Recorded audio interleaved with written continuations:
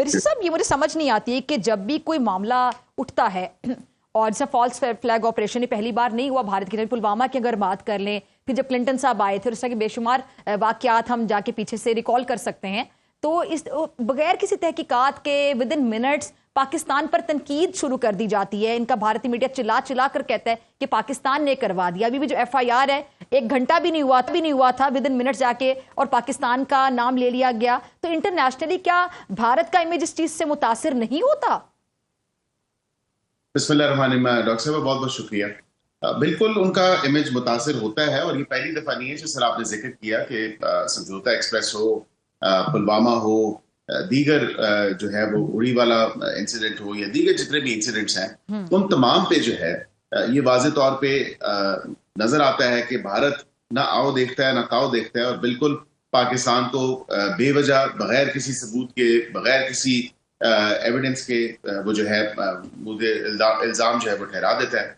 अब यहाँ पे भी इन्होंने यही किया कि वाकया जो है FIR का, जिस तरह आपने जिक्र किया कि FIR के वाकये जब दर्ज हुई तो उसमें लिटरली 10 मिनट का फर्क है कि इस तरह किस तरह पॉसिबल है कि आपने FIR दर्ज कर दी, 1:50 पे आप बता रहे हैं कि वाकया हुआ, 2:20 तक वो वाकया जारी रहा और 2:30 पे जो है वो FIR भी दर्ज होगी। तो यहाँ पे बहुत सारा सवाल जो है वो उठ जाते हैं इस तमाम तर मामले पे।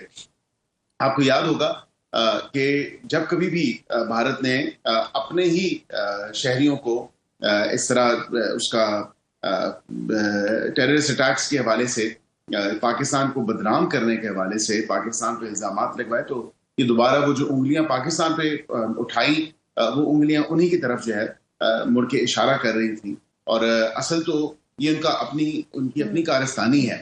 यहाँ पे भी आप देखें कि JD वैंस जो है वो बिल्कुल अमेरिका के जो नायब सदर हैं वो दौरे पे थे। आपने इसी के साथ जो एक पैरेलल हम ड्रॉ अगर कर सकते हैं, तो जब क्लिंटन भी भारत और पाकिस्तान के दौरे पे थे, तो भारत गए, तो भारत में फिर ये एक एडवेंचरिज्म उस वक्त किया गया और पाकिस्तान को इल्जाम ठहराने की कोशिश की, उनकी हमदर्दियां समेटने के लिए, फायदे उठाने के लिए।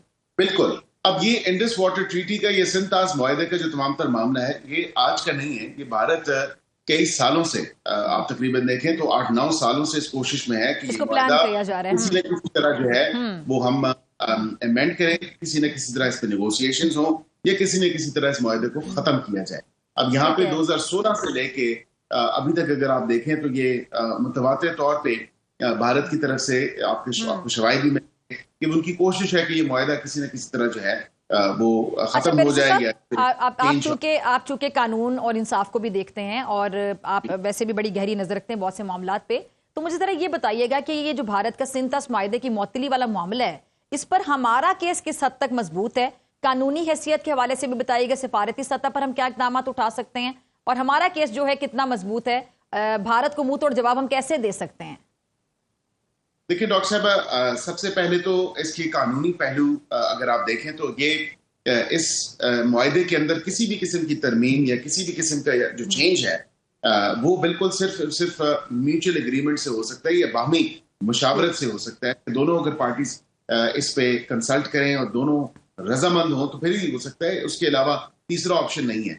यूनिलैटरली या एकतरफा तौर पे जो भारत ने इस ट्रीटी को सस्पेंड किया है या होल्डिंग इन अबेंस, कानून में भी और आम अंग्रेजी जबान में भी लफ्ज इस्तेमाल होता है कि फिल वक्त जो है उस ट्रीटी की कोई भी शिके जो है वो इम्प्लीमेंटेबल नहीं है, या इस तरह एक तासुर ये इस हवाले से जो कायम है फिल वक्त, ऐसा नहीं है।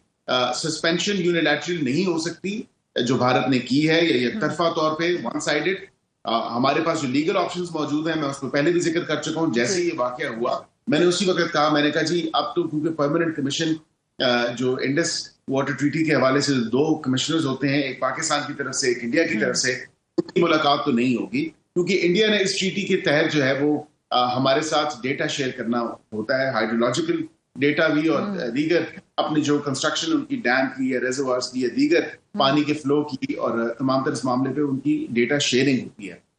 इंडिया ने जान छुड़ाने के लिए कि उनको डेटा ये शेयर ना करना पड़े, इसको सस्पेंशन की तरफ लेके गया और कहा कि हम इसको सस्पेंड कर रहे हैं। लीगल ऑप्शंस जिस तरह आपने जिक्र किया, तो मैं उसमें बिल्कुल फ्रॉम डे वन या फ्रॉम द वेरी गेट को मैंने ये कहा, मैंने कहा हमें इसको, क्योंकि वर्ल्ड बैंक का ब्रोकरेड एग्रीमेंट है। ये मुआहदा वर्ल्ड बैंक ने करवाया है, वर्ल्ड बैंक इसका जामिन है। हमें वर्ल्ड बैंक को जो है एड्रेस करना चाहिए और वहां पे वर्ल्ड बैंक पे जाके इस तमाम तर मुआहदे के जो खिलाफ वर्जी इंडिया ने की है उसको वहां पे उठाना चाहिए और वर्ल्ड बैंक को कहना चाहिए इसको मीडिएट करे। दूसरा ऑप्शन जो इन पैरेलल है, जो उसके साथ साथ हम इस्तेमाल कर सकते हैं, वो permanent court of international arbitration है। वो बिल्कुल वहां पे जाके हम हेग में जो आर्बिट्रेशन है, जो हम पहले भी गए हैं, जो इस ट्रीटी की शिकों की वायलेशंस हैं या इस मुआहदे की शिकों की वायलेशंस हैं, वो हमने वहां पे पहले भी चैलेंज की नहीं है। जो किशनगंगा, बगलियार डैम या दीगर वक्तन फक्तन गाय बगाए जो इनकी वायलेशंस होती हैं, खिलाफ वर्जियां होती हैं, उसको हमने वहां पे भी चैलेंज किया है। हमें वहां पे भी जरूर जाना चाहिए एज पर लीगल ऑप्शन। एक तीसरा legal option UN security council है, जो कि मेरी अपनी नाकिस राय है। मैं समझता हूँ सफारती तौर पर तो चले वो एक अच्छा हल हो सकता है, लेकिन उसकी इफेक्टिवनेस उतनी नहीं होगी। तो यूएन सिक्योरिटी काउंसिल में जो है आप इस तमाम तर मामले को लेके जाएं और यूएन के जो सेक्रेटरी है उनकी तरफ से भी स्टेटमेंट आई है ताकि थोड़ा सा प्रेशर वहां पे सफारती तौर पे बिल्ड किया जाए। लेकिन उसके साथ साथ इस खित्ते की स्टेबिलिटी के हवाले से या सिक्योरिटी के हवाले से हमें बिल्कुल जो दीगर ममालिक हैं, जो दोस्त ममालिक हैं, और सबसे ज्यादा जो मैं समझता हूँ इसमें इफेक्टिव रोल वो चाइना का हो सकता है और चाइना को बिल्कुल रोल अदा करना चाहिए। हमारा दोस्त मुल्क है और बिल्कुल अगर चाइना वहां से वो कहते हैं ना टैप बंद कर दे तो ये पानी का सारा जो मामला है जो इंडिया से होके आता है तो इंडिया भी जाहिर बात है उसमें सफर करेगा। और चाइना हमारे साथ हमेशा हमारे मुश्किल अच्छे बुरे वक्त में हमारे साथ रहा है और हम उसकी कदर करते हैं और हमें बिल्कुल यही डिप्लोमेटिकली जो एंगेज करना है, जो तमाम तर इस मामले पे डॉजियर्स हैं वो मुख्तलिफ ममालिक को हमें भेजने चाहिए कि ये तमाम तर हिस्टोरिकल पर्सपेक्टिव है। इंडिया ने पहले भी हमारे पे बगैर किसी सबूत के और बगैर किसी वजह के इल्जामात हमें मोदी इल्जाम ठहराया। अब हमें बहुत संजीदगी से लेना होगा क्योंकि मेरे ख्याल से भी सिलसिला रुक जाना चाहिए। आखिर ऐसे कब तक चलेगा? जी बिल्कुल, ये अब सिलसिला रुक जाना चाहिए और इंडिया अपनी शॉर्ट कमिंग्स को छुपाने के लिए या अपनी जो उनकी नाकामियां हैं उसको छुपाने के लिए पाकिस्तान को अगर इल्जाम ठहरा रहा है तो ये बिल्कुल जायज बात नहीं है। और ये बेजा अगर बगैर किसी वजह के आप किसी को इल्जाम ठहराएं तो बिल्कुल जवाब तो आपको मिलेगा। और हमारी पॉलिसी स्टेटेड है, इंडिया अगर कोई भी इकदाम उठाएगा उसका ईंट का जवाब पत्थर से और क्विड प्रो प्लस है पॉलिसी हमारी, वो बिल्कुल इफेक्टिव है। अच्छा, हम दो हाथ आगे जाके उनको नाको चने चबाएंगे। अच्छा अकील साहब, ये जरा बताइएगा कि डोनाल्ड ट्रंप साहब, उनका बयान बड़ी अहमियत का हामिल है। ज़ाहिर ट्रंप साहब का बयान आ रहा है, उन्होंने कहा जी मैं दोनों के करीब हूं, पाकिस्तान और भारत खुद ही मामला हल कर लें। ये सारी बातें बड़े मोहतात अंदाज में दिया हुआ बयान है, लेकिन अगर हम इसकी डेप्थ में जाके देखें, गहराई में जाके देखें कि एक तरफ ये कि जो मुदाखलत नहीं कर रहे वो वाज़े तौर पर, और दूसरा किसी किस्म का कह सकते हैं दबाव या प्रेशर की कमी भी कह सकते हैं, तो फिर एक बात तो क्लियर है कि हमें आलमी फोरम पर अपना केस खुद लड़ना होगा। क्योंकि दुनिया जब भी दो ममालिक की बात होती है, तीन ममालिक की बात होती है, तो अमेरिका जारी बात है उसी मुल्क को ज़्यादा सपोर्ट करेगा जहां पर उसका ज़्यादा फ़ायदा होगा सिफारती सतह पर या बाकी जो माशत से रिलेटेड जितने भी मामला होते हैं, तिजारती मामला होते हैं, इन्वेस्टमेंट्स होती हैं।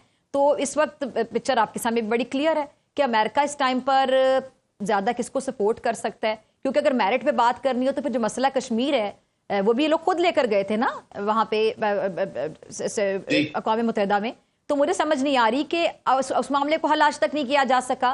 वहां पर जिस तरह इंसानी हकूक़ की खिलाफ वर्जी होती है, छर्रे मार मार कर पैलेट गन्स के लोगों की बिनाई छीनी जाती है, मासूम बच्चे हैं, फिर खवातीन के रेप हो रहे हैं। सबसे बड़ी जो खातून जिसका रेप हो, तो कल भी मैं कोट करी थी कि यूनाइटेड नेशन के एक नुमाइंदा फूट फूट के रोने लगा बैरिस्टर साहब कि जी सबसे बड़ी जो खातून जिसका रेप हुआ है वो भी इंडियन आर्मी ने किया, उसकी उम्र 80 साल थी। तो जब ऐसी कानून इस इंसानी हकूक़ की खिलाफ वर्जियां देखकर भी जो पूरी आलमी बरादरी खामोश है, कोई एक्शन नहीं लिया जा रहा, तो फिर अब हम क्या एक्सपेक्ट कर सकते हैं कि इस तरह के मामलात में भारत को कोई मुंह तोड़ जवाब दे सकता है या रोक सकता है? देखिए जाहिर बात है कि पाकिस्तान को अपना मुकदमा तो खुद ही लड़ना पड़ेगा, लेकिन जो दोस्त ममालिक हैं वो बिल्कुल इफेक्टिव हैं। जिस तरह सऊदी अरेबिया, UAE, उनके जो वज़ीर ख़ारजा हैं उनकी बात जो है, और बाशमूल ईरान के वज़ीर ख़ारजा की भी जो है बात हमारे वज़ीर ख़ारजा इसहाक़ डार साहब से हुई है और उन्होंने बिल्कुल बातचीत की है। और इस तमाम तर मामले पे सऊदी अरेबिया ने तो इंडिया से भी कांटेक्ट किया है और दोनों साइड्स की जो है वो आई थिंक जो अकाउंट्स हैं, जो मामलात हैं, इस पे जो डिस्कशन है वो हुई है।